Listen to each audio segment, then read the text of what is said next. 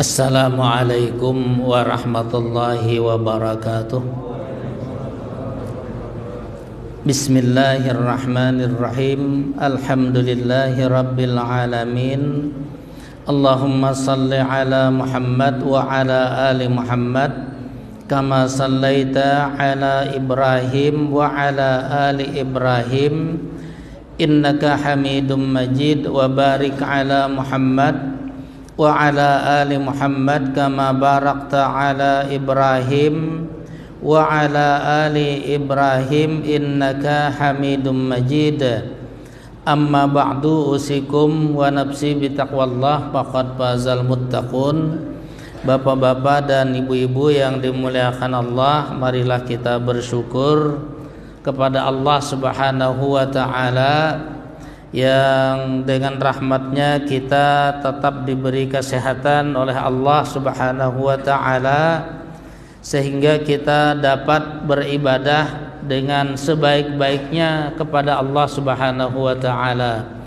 Mudah-mudahan dengan kita bersyukur kepada Allah Subhanahu wa ta'ala, Allah juga berkenan untuk melimpahkan nikmat kesehatan kepada kita semua, sehingga kita bisa lebih baik lagi melaksanakan ibadah kepada Allah Subhanahu wa ta'ala. Amin ya rabbal alamin. Hadirin yang dimuliakan Allah, tadinya untuk pagi hari ini ulun ingin menyampaikan masalah doa sesudah salat fardu, karena ada yang bertanya, adakah doa sesudah salat fardu atau barangkali sesudah salat sunat. Namun karena kita sebentar lagi Idul Adha, yang insya Allah nanti hari Rabu tanggal 28, itu berarti besok menurut hisab sudah berada di 1 Zulhijjah. Dan kebetulan menjelang Idul Adha ini masih ada beberapa pendapat tentang masalah menjual kulit atau kepala atau kaki bagian bawah. Maka pada kesempatan pagi hari ini ulun ingin menyumbang apa yang ulun tahu tentang masalah menjual 3 macam bagian dari hewan yang disembelih ini. Hadirin yang dimuliakan Allah, ibadah Idul Adha, ketika disebut adha, yang perlu kita ketahui, adha itu adalah menyembelih. Dan ibadah Idul Adha menyembelih hewan ini sebagai perintah dari Allah, mengikuti perintah dari Allah kepada Nabi Ibrahim alaihissalam, yang diperintahkan untuk menyembelih anak beliau Ismail alaihissalam.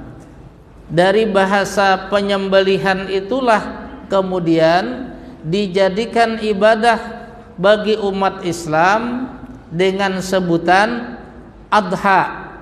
Adha itu dari udhiyah, dan udhiyah itu artinya penyembelihan.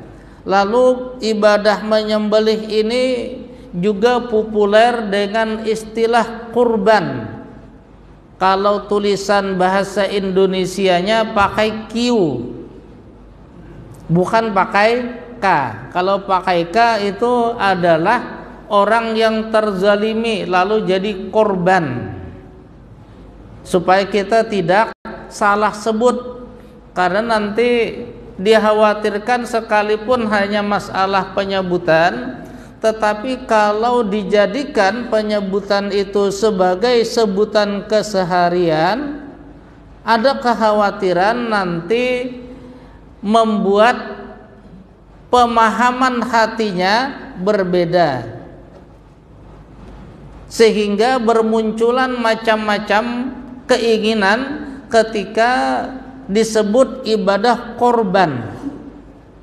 Maka supaya tidak sampai terjadi kesalahpahaman, setidak-tidaknya orang menyebut ibadah kurban.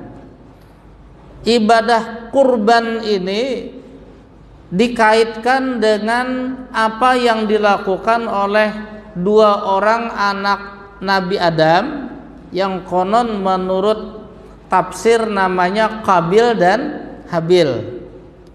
Ketika mereka berebut ingin mengawini seorang wanita yang ada di antara anak Nabi Adam tersebut. Karena terjadi perebutan, ini cerita tafsirnya, wallahu a'lamu bissawab. Kalau kita ingin pasti, nantilah di akhirat kalau ketemu anak Nabi Adam itu kita tanya, ceritanya gimana sih gitu. Cuma menurut riwayat tafsir, dan ini tidak perlu jadi tidak perlu kita tanggapi secara berlebihan, bahwa untuk menentukan siapa yang berhak atas wanita tersebut, lalu Allah memerintahkan kepada kedua orang anak Nabi Adam ini menyerahkan harta miliknya sebagai kurban. Karena ayatnya berbunyi seperti itu, a'udzubillahi minasyaitonirrajim, iz qarraba kurbanan, ketika keduanya diperintahkan untuk melakukan penyerahan harta miliknya sebagai kurban.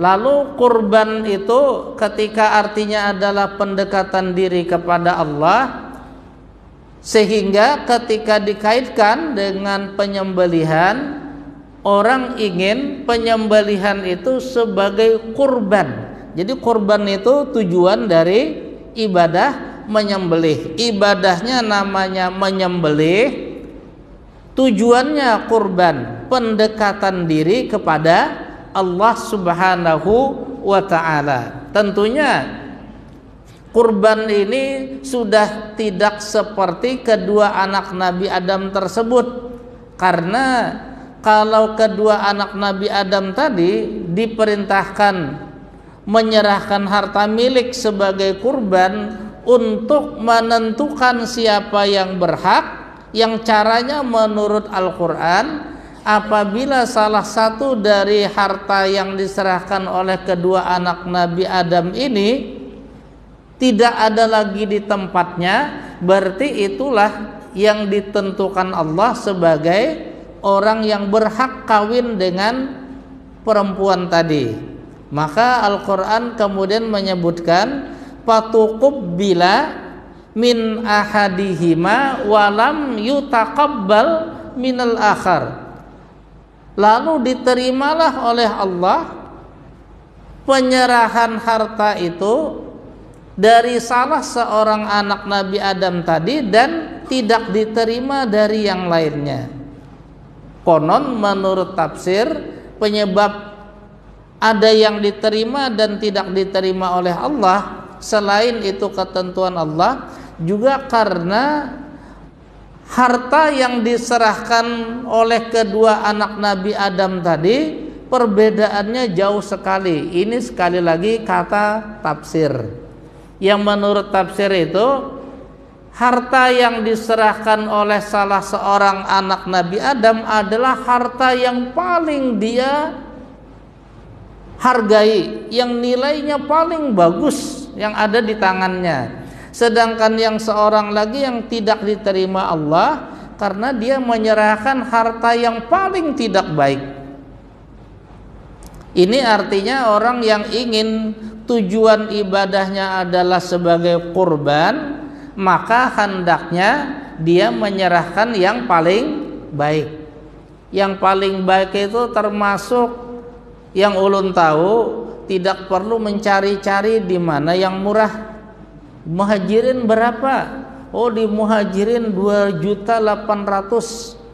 Di lain bang, itu ada yang 2.600.000. Nah, ikut di sana aja. Jadi bukan mencari yang murah, tetapi dia mencari yang bagus. Hadirin yang dimuliakan Allah, dan ini cocok dengan ketentuan Rasul sallallahu alaihi wasallam tentang hewan yang akan disembelih sebagai ibadah pada Idul Adha, di mana Rasul sallallahu alaihi wasallam menetapkan hewan yang disembelih itu tidak boleh pincang, tidak boleh cacat, tidak boleh sakit, yang kesemuanya itu menunjukkan hewan ini ada dalam keadaan tidak baik. Jadi kalau ingin seperti yang diterima Allah dari salah seorang anak Nabi Adam itu, maka hendaknya yang disembelih itu betul-betul hewan yang bagus.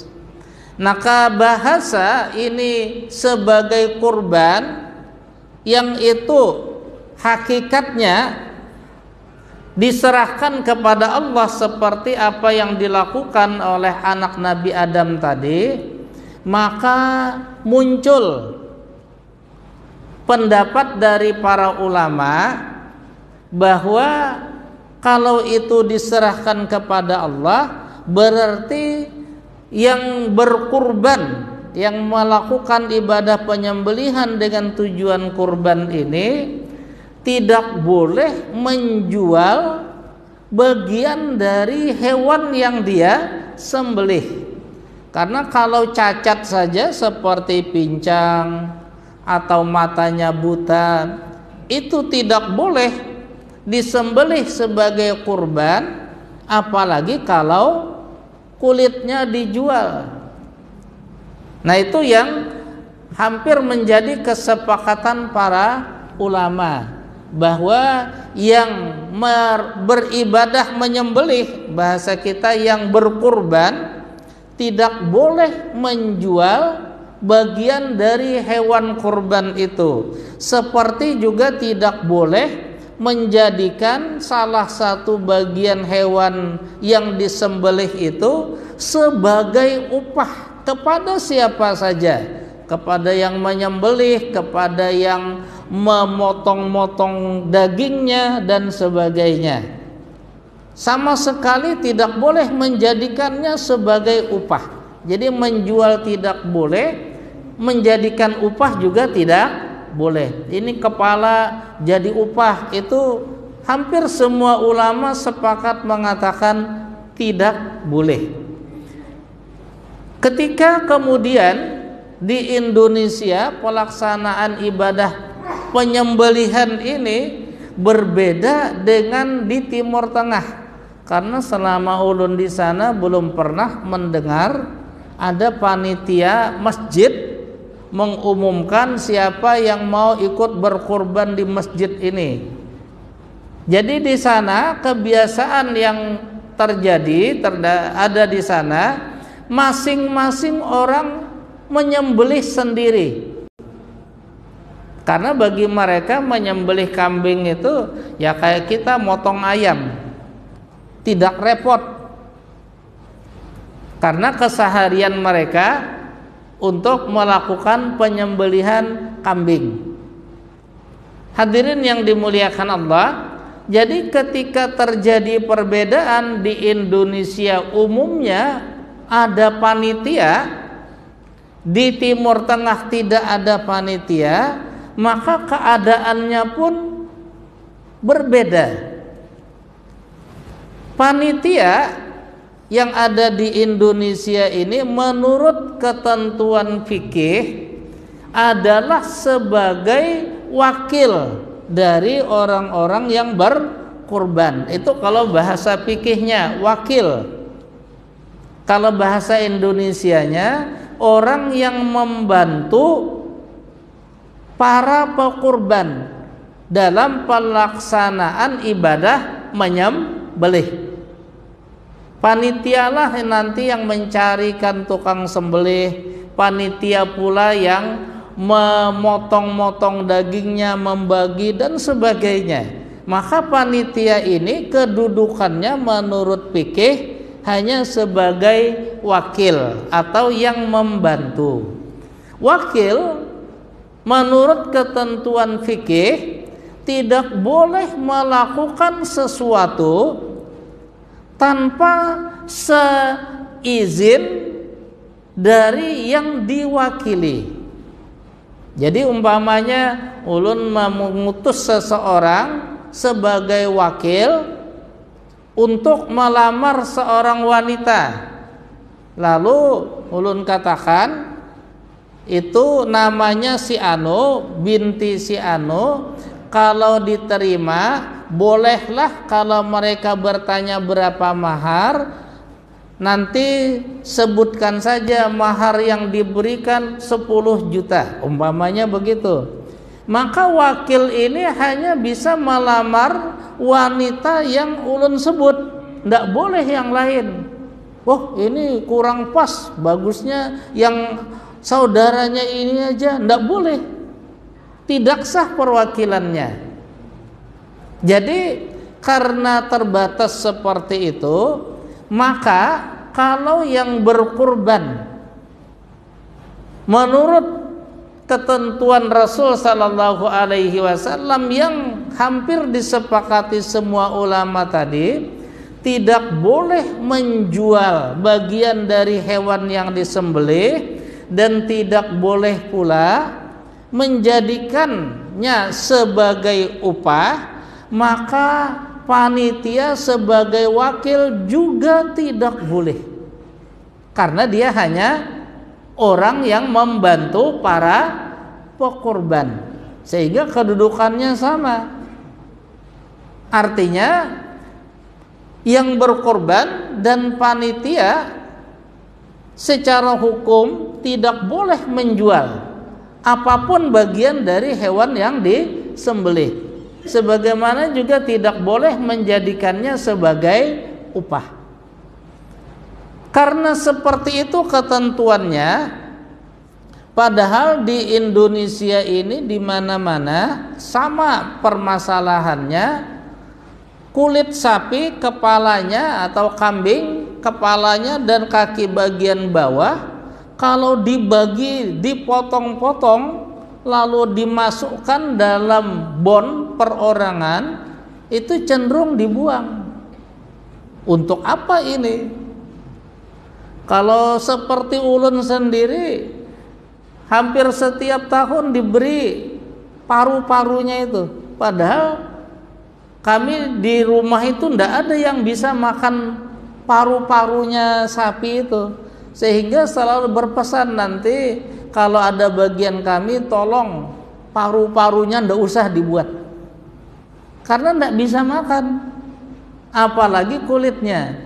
Nah, karena terjadi masalah seperti itu, maka biasanya supaya semua bagian hewan yang disembelih ini dapat dimanfaatkan, muncullah keinginan agar kepala, kulit, dan kaki bagian bawah itu dijual saja. Karena dengan dijual maka akan bisa dimanfaatkan. Ada yang kemudian berpendapat itu dijual lalu belikan lagi ke daging supaya bisa dimakan dan dimanfaatkan oleh penerima. Kalau yang seperti ini pertanyaannya adalah siapa yang menjual? Padahal tadi yang hampir disepakati para ulama, yang berkorban dan panitia tidak dibolehkan menjual.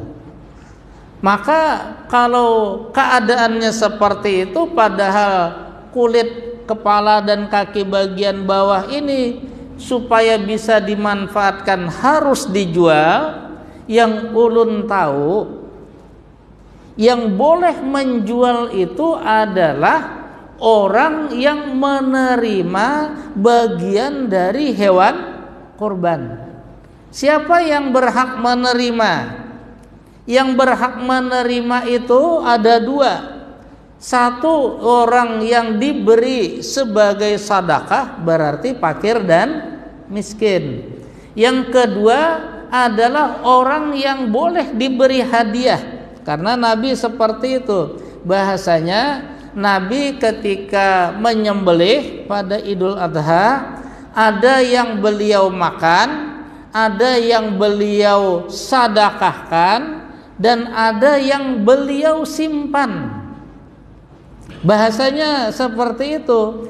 Bahasa disimpan ini dari beberapa hadis lain yang pernah ulun baca, bukan disimpan untuk dimakan nanti, tetapi disimpan untuk diberikan kepada orang yang saat itu belum bertemu dengan Rasul. Jadi akan diberikan Rasul kepada orang lain. Karena akan diberikan kepada orang lain dan tidak disebut sebagai sedekah oleh para sahabat, maka yang diberikan kepada orang lain yang namanya bukan sedekah itu adalah hadiah. Hadiah itu kepada orang yang tidak fakir dan tidak miskin. Nah, sehingga para ulama sepakat mengatakan hewan yang disembelih itu pemanfaatannya satu untuk yang menyembelih, yang berkurban. Untuk yang berkurban ini khusus hanya dimakan, tidak untuk yang lain. Jadi kalau dia mengambil itu hanya untuk dimakan, karena Rasul melakukan seperti itu. Yang kedua, pemanfaatannya untuk disedekahkan. Dan yang ketiga, untuk dihadiahkan.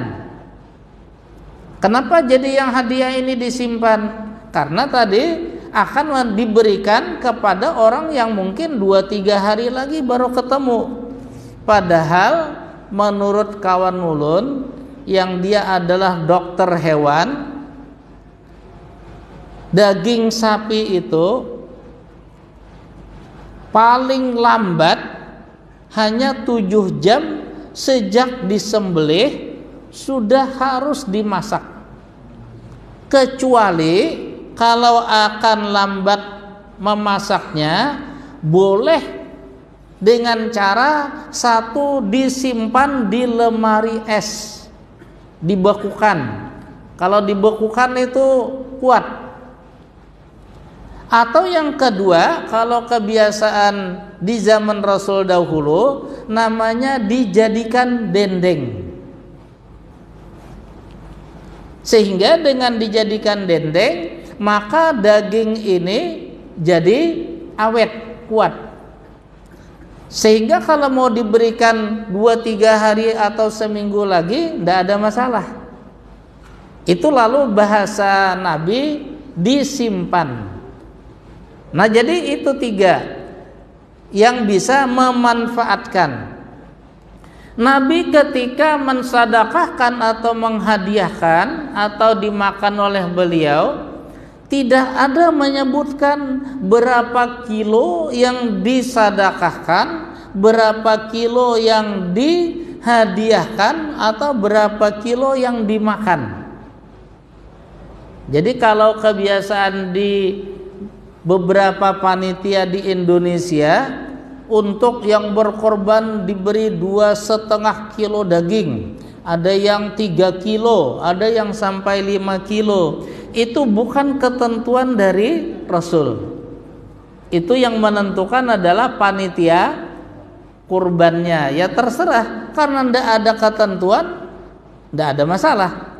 Karena tidak ada ketentuan berapa banyaknya kepada yang disedekahkan, kepada yang dihadiahkan, maka dengan ketentuan seperti ini, khusus untuk kulit, kepala, dan kaki bagian bawah, boleh secara hukum kalau kulit itu atau ditambah kepala dan ditambah kaki bagian bawah pada seekor hewan yang disembelih, diberikan kepada satu orang atau satu keluarga, baik sebagai sedekah atau sebagai hadiah. Tidak ada masalah. Lalu setelah diberikan entah sebagai sedekah atau sebagai hadiah, maka penerima sedekah dan penerima hadiah ini yang boleh menjual. Karena yang tidak boleh menjual hanya yang berkurban. Panitia juga ikut tidak boleh karena dia membantu atau wakil dari yang berkurban. Maka secara hukum jual beli, yang boleh menjual itu hanya yang menerima, apakah sebagai sedekah atau sebagai hadiah, boleh menjual. Karena ini yang boleh menjual, maka kalau yang ulun tahu, supaya tidak terjadi keributan akibat banyak yang berebut ingin minta kulit kepala dan kaki bagian bawah untuk dia, yang paling bagus itu kalau yang ulun tahu, yang berkorban memberikannya kepada panitia. Karena kalau panitia bukan orang yang berkorban, dia boleh menerima entah sebagai sedekah atau sebagai hadiah. Maka supaya tidak ada gejolak keributan tadi, semua itu umpamanya 10 ekor sapi, semua kulit kepala dan kaki bagian bawah diberikan kepada panitia. Itu hak dan boleh. Karena panitia mendapatkannya entah tadi sebagai sedekah atau sebagai hadiah, maka baru panitia boleh menjual. Kemana duit hasil penjualannya? Karena itu sudah jadi hak panitia, ya terserah panitia mau digunakan sendiri atau mau diapakan, terserah. Cuma yang akan lebih bagus kalau oleh panitia uang hasil penjualannya itu diberikan ke masjid, supaya tidak ada gejolak di kalangan warga. Jadi berikan saja ke masjid, apakah untuk operasional masjid atau untuk pembangunan masjid dan sebagainya, terserah. Itu yang ulun tahu, kebolehan menjual bagian hewan yang disembelih tadi. Jadi hanya kalau panitia menerima sebagai sedekah atau sebagai hadiah dari mereka yang berkurban, silahkan dijual. Tapi kalau tadi panitia menjual lalu dibelikan daging untuk dibagi lagi, bukan sebagai penerima sedekah atau hadiah, maka panitia ini tetap tidak boleh. Jadi harus ada akadnya dulu. Akad menerima bagian dari hewan kurban itu dari yang berkurban, apakah sebagai sedekah atau sebagai hadiah. Insya Allah kalau yang seperti ini pasti disepakati semua ulama, menjualnya boleh dan hasil penjualannya halal. Ini yang ingin ulun sumbangkan pada kesempatan subuh hari ini. Terserah kepada panitia nanti mau seperti apa, karena masing-masing akan bertanggung jawab di hadapan Allah Subhanahu wa ta'ala. Ulun tidak mengatakan bahwa yang lain itu pasti tidak sah, karena hanya Allah yang menentukan sah tidaknya perbuatan. Tetapi kalau dikaitkan dengan tuntunan-tuntunan yang ada, itulah yang ulun tahu kehalalan menjual kulit kepala dan kaki bagian bawah dari hewan yang disembelih. Mudah-mudahan ini ada manfaatnya bagi kita semua, dan ulun mohon maaf atas segala hal yang mungkin tidak berkenan dari apa yang ulun sampaikan. Insya Allah tidak ada yang perlu kita perbincangkan, karena ini hanya sumbang saran dari apa yang ulun tahu. Sekali lagi salah dan khilaf mohon dimaafkan. Subhanakallahumma wa bihamdika asyhadu an la ilaha illa anta astaghfiruka wa atubu ilaik. Assalamualaikum warahmatullahi wabarakatuh.